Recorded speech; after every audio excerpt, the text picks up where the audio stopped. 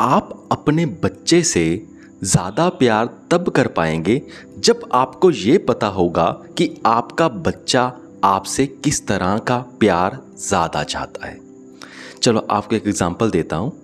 अगर आपका बच्चा ये कहता है कि मेरे पापा बहुत ग्रेट हैं, मेरे मम्मा बहुत ग्रेट हैं, अगर आपकी बात बात पे तारीफ़ करता है तो बहुत पॉसिबिलिटी ये है कि आपका बच्चा भी आपसे ऐसे ही शब्द बोलने को कहता है कि मेरा बच्चा बहुत सही है, मेरा बच्चा बहुत इंटेलिजेंट है, मेरा बच्चा बहुत सुंदर है। तो इसका मतलब ये हो सकता है कि जब आप ऐसे वर्ड्स उसको बोलें और उसको प्यार वाली फीलिंग बहुत गहराई से फील हो। अब सेकंड पॉइंट पे आते हैं। अगर बच्चा आपको बार बार कहे, अरे मम्मा मेरे साथ चलो मैं आपको कुछ दिखाता हूँ, पापा मेरे साथ चलो मैं आपको कुछ दिखाता हूँ, पापा मेरे साथ आप आओगे, थोड़ी सी बातें करते हैं, थोड़ा सा चलते हैं, पापा मेरे साथ घूमने चलोगे, पापा मेरे साथ पार्क चलोगे। अगर ऐसी स्टेटमेंट्स हैं तो इसका मतलब है कि जो आपका बच्चा चाहता है वो चाहता है क्वालिटी टाइम, अनडिवाइडेड अटेंशन आपकी चाहता है।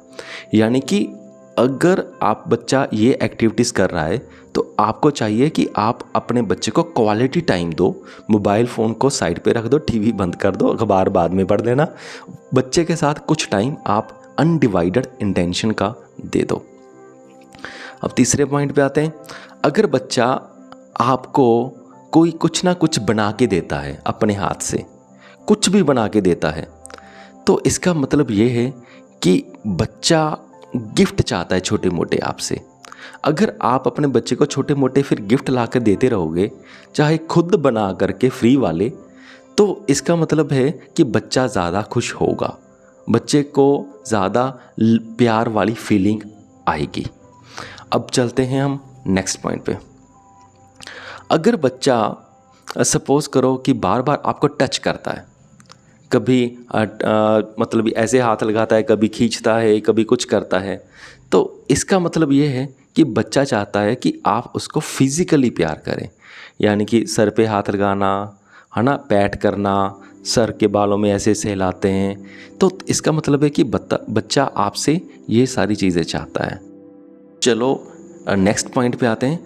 अगर बच्चा ऐसा कहता है कि मम्मा मैं आपकी हेल्प करूं, पापा मैं आपकी हेल्प करूं किसी भी काम में, अगर आपको तो पता होता है ये बच्चा है, ये मेरी क्या हेल्प करेगा, पर अगर बार बार वो ऐसा कहता है तो इसका मतलब ये है कि बच्चा चाहता है कि आप भी उसके कामों में थोड़ी बहुत हेल्प करो, चाहे फॉर्मेलिटी बेस्ड ही हो। तो कुछ भी हो सकता है। जैसे कि बच्चा अगर खेल रहा है तो उसको ऐसा होगा कि मेरे पापा भी आके मेरे साथ खेल लें।